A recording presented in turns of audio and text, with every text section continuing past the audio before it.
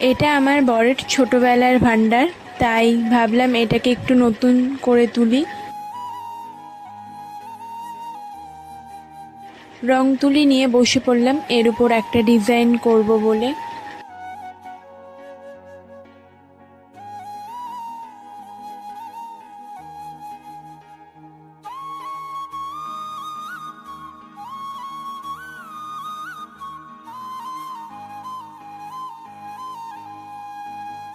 ভান্ডারটার ওপর আমি প্রথম লাল রং দিয়ে কোট করে নিচ্ছি, তারপরে এর উপর আমি পেন্সিল দিয়ে এঁকে নেব।